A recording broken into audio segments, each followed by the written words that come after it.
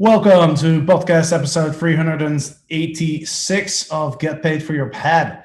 And today we are going to talk about StayFi, which is a Wi-Fi marketing tool. It allows you to collect email addresses from not just the person that books your unit, but also all the other guests that are staying at your property. So I invited Arthur Colker, founder of StayFi, to the podcast, and we are going to talk about email marketing, why it's important to collect those emails, and how StayFi works, of course. So Arthur, welcome to the show. Nice to be here. Thanks for having me. Absolutely. So StayFi has been mentioned a lot recently in our student communities. I feel like people are starting to really realize that the power of collecting guest email addresses and remarketing, retargeting, your past guests. I mean, people who have already stayed at your Airbnb are the hottest leads for future stays, right? These are our customers, our paying customers, and so it makes a lot of sense to stay in touch with them and send them some updates and some value, some special deals. So I'm excited to dive into this. But let's start with give us a quick description of what StayFi does. Yeah, so like you said, we are a Wi-Fi marketing tool just built for vacation rentals. So I'm sure you've used a similar product at a hotel, an airport, where you have to log in through a captive splash page in order to access the internet. And we provide that same service just for vacation rentals. So every guest, not just the booker, has to log in with their name, email. You can add other fields like phone number, birth date in order to access the internet. And of course, while they're accessing the internet, they also get introduced to your vacation rental brand on the splash page that you can create in our portal. Awesome. And we're going to dive into this more, how exactly it works and how you can get set up on it. But before we do that, let's talk about, in general, the importance and the power of collecting email addresses. So can you touch a bit on that? Why is it so important to collect those emails? Yeah, so I mean, there's been a lot of kind of attention on the book direct movement in the last few years, especially. And I think more and more vacation rental managers know that building your own brand is super important for both attracting guests and also homeowners into their vacation rental program. I think core to this is the rebooking business, or building up that kind of stable of return customers that have experienced your brand once and understand the value and want to come back again. So, there's a lot of channels to get direct bookings, paid search, Facebook marketing, but kind of the most efficient and we think best way is through the old traditional email marketing, because you're able to reach everybody who stayed in your properties. The most common rebooking activity is people booking the same home, every year, or returning to the same destination. And we just want to make that easier for our customers so that people, when they come to the property, they may say they booked an Airbnb, but when they leave, we want to make sure that they say, we booked whatever your brand is. And that's the transformation that we really want to help our customers achieve. Yeah, you mentioned two important things. Number one is, email is seen by a lot of people as kind of like boring and old school, right? These days you have TikTok and Instagram, you have all these different, marketing platforms or communication platforms. But I actually believe that email is still the most powerful marketing tool. And if you do some research, you'll notice that a lot of companies will say that their number one way to acquire new or returning customers is still email, as boring as it sounds. So that's one thing. And then I think the second thing that you mentioned, which I think is important, is, people within the direct booking movement, there's obviously the $1 million question is, how do we get more direct bookings, right? And there's two ways of doing that. Like you said, it's you either find a new customer or you get your current customers to return. Well, if you want to find a new customer, then you're competing with the marketing budgets of Airbnb, of Booking.com, of Google, and all those other companies, which is really, really tough, right? It's really, really hard to source that customer initially as a small company or even as an individual host. However, the keeping the customer and getting the customer to come back, that is extremely doable, right? It's a lot easier. So to me, it makes a lot of sense to say, okay, instead of trying to spend tons of money on paid ads and Facebook ads, Google ads, all that kind of stuff, competing with the OTAs, sending out an email is free. Yeah. Yeah. And, people think pretty narrowly, like email newsletters with photos, which are great. And, they have decent open rates. But there's more you can do with the email than just kind of like those traditional Mailchimp templates you think about. A lot of our customers send one-to-one emails. So they may have a person who sends an email saying like, hey, you stayed with us last year. Do you want to book with us again? And that type of like one-to-one text email will go right into somebody's kind of like primary inbox. And then with emails, you can also do very targeted digital advertising. So if you are interested in, for instance, Facebook ads, you can upload emails into what's called a custom audience in Facebook. So instead of just targeting, million people that live in the driving distance of your rental and then hoping one of them comes through and books, you can have a targeted Instagram or Facebook ad to just everybody who stayed in your vacation rental unit. And that way you can spend $5, $10 and reach everyone there, as opposed to trying to find potential bookers amongst a huge group of people where you're competing against, all those giant booking engines as well. So basic email templates, very effective, work really well, but there's more you can do with email than just kind of what you think of as the typical kind of Mailchimp email. Yeah, that's a really good point. So you can upload those email addresses to Facebook, and then Facebook is only going to show your ad to the people that have already stayed at your place, and obviously that has a much higher conversion and get much more bang for your buck there. So yeah, that's a great point. So we'll talk more about how to collect the email addresses, but I think one of the questions that I get most from our students when they start collecting the emails is, what do we send them? Right? That's the thing. Like, collecting the emails is one step, but now you have to actually create some content and send out some emails to your past guests. So what are some suggestions as far as the content goes? Yeah, so I think you really have to think about kind of the life cycle of the customer then. So for instance, with StayFi, you're collecting emails during the stay, typically early on in the stay, in the first or second day. So through a tool like Mailchimp or any email tool, you can set up something called a email automation or marketing automation, where an email is triggered whenever a new StayFi email address is added to your Mailchimp list or audience.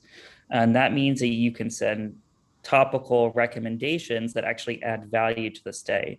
So most of our customers will set up an automation with a welcome email to guests, because they know the guest has just arrived in the house, or maybe it's the first day there and they logged onto the Wi-Fi, and that way they can welcome them to the brand.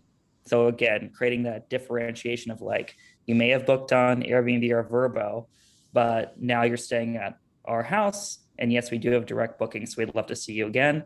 And then you can add those additional kind of like during the stay recommendations. So like, here's where we love to eat. Here's like our favorite local activities. And that way you're actually providing value in the email, and providing value is the most important thing, because if you don't provide any value in the email and they're perceived as kind of spammy or just pure marketing, then you're going to have, lower success and higher unsubscribe rates. And then finally, in those emails as well, if you happen to use any third-party digital house guides, like from Rubaroo, Hostfully, TouchStay, any of those products, you can also include links in your email to whatever specific house guide you have for that property. Because one thing you have to remember is, when you're doing kind of all that pre-stay communication, you're just talking to the booker. And so all the information you share about the house is just going to the booker. But this StayFi and sending this welcome email kind of gives you that first opportunity to open a conversation or send valuable information to the whole guest party, not just the original booker of the property. And yeah, and then we could talk about what to do after the stay. But that's kind of one thing to consider, is like, what's happening when you get the email, and then how do you want to then follow up with the guests post stay to make sure that they stay engaged in email campaigns and remember your brand when it's time to do the next booking to whatever destination you operate in. Yeah, that's a great point. I actually never thought about that. When I think of the email retargeting, it starts like at the end of the stay. At least like I send out an email after my guests have left, telling them like, hey, if we want to go back, we'll give you a 20% discount, and that applies to your friends and family as well, just to extend that a bit further. But you make a really good point. If you collect the emails through StayFi, then you're going to get those emails right when people check in, right? Because everybody wants to be on the Wi-Fi the moment they walk into a door, and you can start sending them emails right away, which is that's a really good point, because then you can already start building that relationship and getting your guest used to the idea that they're receiving some emails from you. And because those emails are so valuable during the stay with the recommendations that you're talking about, then your guests are immediately going to find value in those emails, which increases the chance that they're going to keep reading them.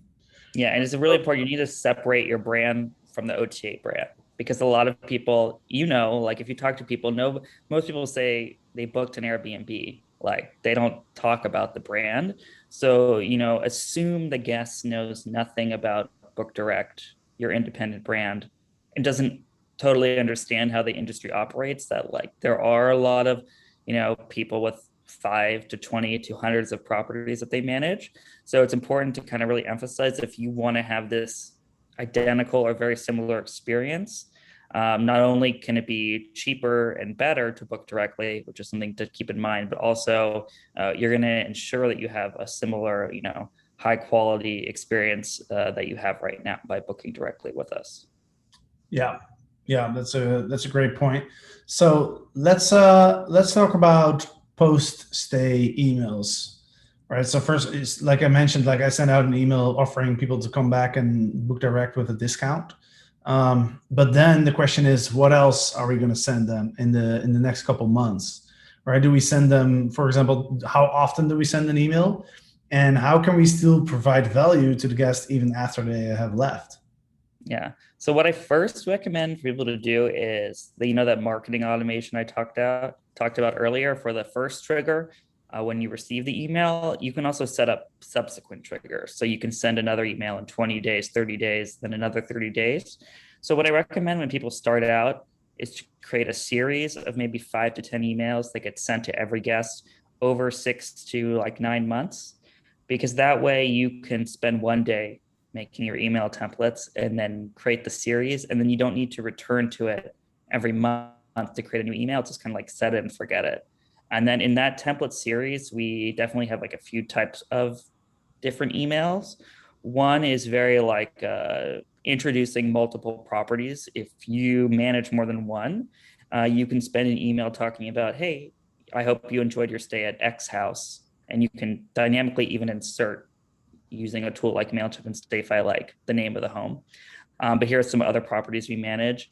I think giving people a reason to return, so like different top events and or kind of like festivals, music festivals, food festivals, ski season, whatever, like giving people different reasons to return to your destination, especially if you have like shoulder seasons and they have, a lot of destinations work really hard to kind of provide reasons for travel year round.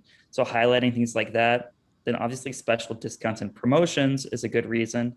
And then I think another thing that we encourage our customers to include is a pure text email that appears like it's written from an individual that works for your brand, or if maybe just yourself. So it can even come from your inbox where you say, hey, guest, my name's John. I'm like the director of sales or head of reservations or whatever the title is. We, love that you stayed with us. Like if you ever need to stay with us again, just reply to this email directly. And those type of emails will actually have the highest open and response rates, because pure text emails don't get shunted into the promotions Gmail folder. They get put in the main Gmail inbox.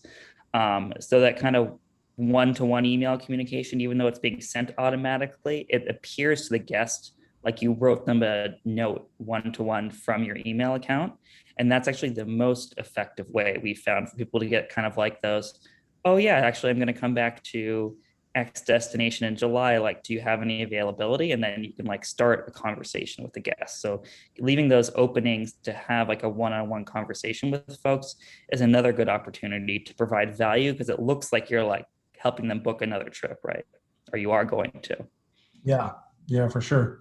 Yeah, I think you mentioned a couple good points. That's our experience as well, that when you send out emails, instead of sending like fancy pictures and fancy colors and all kind of stuff, just a simple email with text, just as if you're sending it to a friend, essentially, right?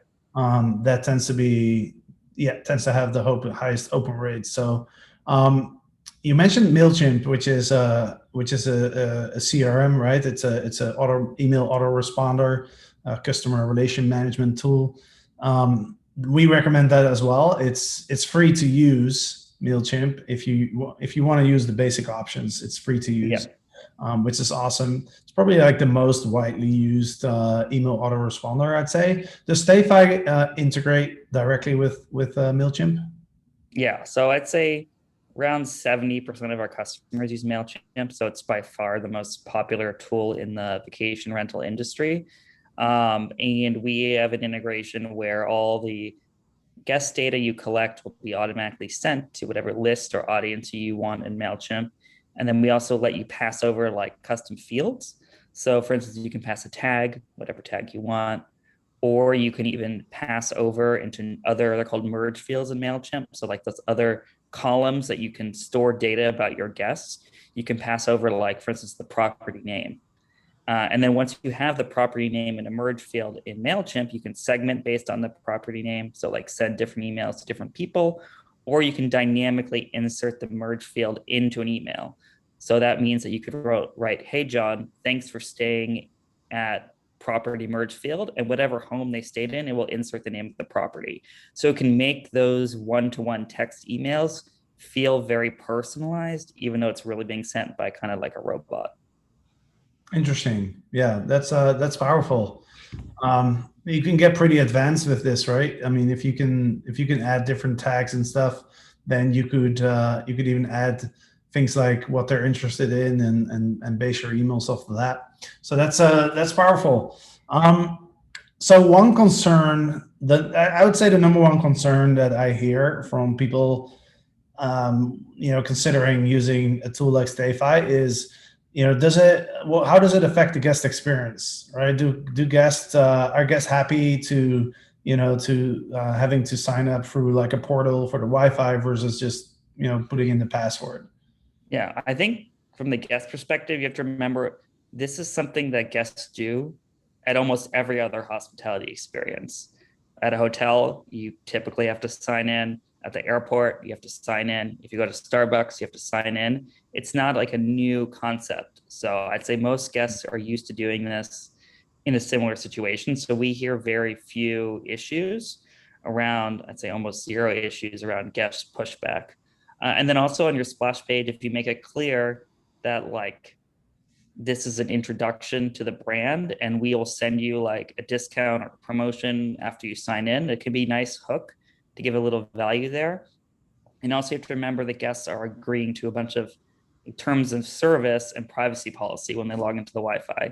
So you're actually protecting yourself because it's saying in there you can't download illegal things, use BitTorrent.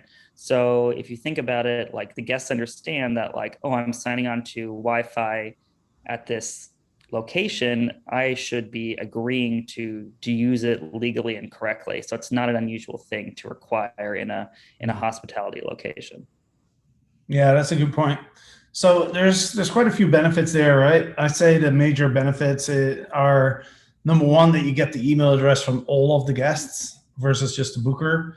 Number two, it's automated, right? You don't have to ask for the email address and then write it down, or Yeah. use like a form or something like that. So it's efficient, and you have that extra protection, because they have to agree to the terms of the service. Plus, you can put your branding in there, so the guests are getting used to your brand, and making that transition mentally from staying at an Airbnb versus staying at your property or your brand. So those are the major benefits I see. And do I miss anything? Is there any other benefits that you want to I point mean, out? those are definitely the ones we talked about so far, but just aside that, there's also some operational and like Wi-Fi management benefits that are more technology oriented.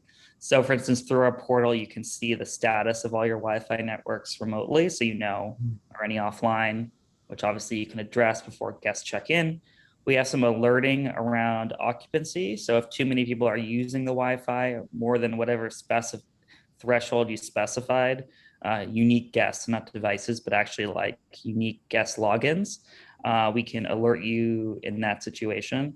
And then in multifamily, this is like a little more technical. The way StayFi works is it's like a mesh network. So when you have many units in a building next to each other, you're actually creating one network for the entire building, so that if you were to log on, you could walk around and stay on the Wi-Fi. And some of our customers who operate buildings where they have individual internet connections that they're paying for in each condo or apartment, they're actually able to consolidate their internet subscription, so that, for instance, maybe only every other unit has now paid for internet, and then they replace what's called a repeater in the in-between units, and all the access points, which are the Wi-Fi devices, connect to each other automatically, form one mesh for the building. And so you can actually pretty dramatically lower internet costs if that's something that you happen to be covering in a multifamily structure. So that's like completely separate from the marketing piece, but in some specific circumstances, people can find that very helpful. Yeah, yeah. I think what you mentioned first is is a pretty big benefit, right? Being able to actually see how many people are connecting to the Wi-Fi, right? Because that immediately will raise A good red flag, yes. yeah, exactly. Like if there's like 50 people signing into your Wi-Fi, then you know exactly what's going on, right? Yeah. So yeah, that's a good one actually. Awesome, man. Like I think we covered quite a bit. Can you let us know, what's the expense? Like, how much does it cost, and how can people sign up if they want to start using StayFi? Yeah, so the way you can think about StayFi is it's a parallel guest Wi-Fi network in a property. So what you do is you take a device that we sell called an access point, and you plug it into your home's Wi-Fi router, and it will broadcast a new guest network in the home. And what that means is you can leave the home or homeowner network running. You can leave the TVs, door locks, exterior cameras, thermostats, everything can just stay on the homeowner network. You don't have to fiddle with that. But the device you plug in from us will broadcast a new guest network. And that guest network will have the same name in every property where you add it. And that's what you instruct guests to join. And when you instruct guests to join that, it will launch the splash page automatically on your device. So you just have one set of instructions for all properties with StayFi. So those devices, the access points, we sell them on our website. They're between like $89 and $150, depending on, we have a few different models, depending on the size of the property and how many guests you expect there. And we kind of explain what model is good for what situation. And then there's a monthly software cost, which can range anywhere from $4 to $6 a month, depending on how many properties you have. So for instance, if you had 11 properties, it would be $55 a month to use our service in all of them. Awesome. And then we have a special offer for the listeners, of course, as always. You get 50% off for the first 3 months by using our code PAD, as in PAD, Peter, offer Derek, PAD, which is the code that we've been using for quite a while. So anything you sign up for, I always recommend try our code first, because you might get a discount. But yeah, so people can go to stayfi.com. Is that right? Yeah, stayfi.com. And when they hit sign up, they'll enter in their email, some details about their business. And then when you do the last step, there'll be an area to add the promo code PAD. And you'll be able to apply it when you set up the account. And there's no cost to setting up an account. So if they just want to go in, look at the splash page builder, how the system works, they can just go in there and take a look around. And then there'll be a link to the store to purchase an access point if they want to continue and try it in a property. Awesome. Are you guys worldwide? Yeah. So in North America, you can purchase the access points from us. If you operate outside of North America, you can still use StayFi, but basically you purchase the access points to the manufacturer, and then we program them with you over Zoom, which takes like a few minutes. It's not hard to do. So if you want to use StayFi and you're outside of North America, they can sign up for an account and then contact us, and we'll send them a link to the best place to purchase the devices, depending on which country they're in. Got it. All right, sweet. So stayfi.com. So it's STAYFY. No, sorry. FI, like Wi-Fi, StayFi.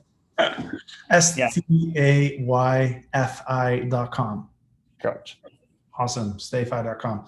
All right. So if you want to sign up or check it out, even just check it out without having to sign up, just go to stayfi.com, use the code PAD and check it out. Yeah, I think it's a super powerful tool. And is there anything that we missed that you want to address before we wrap this up?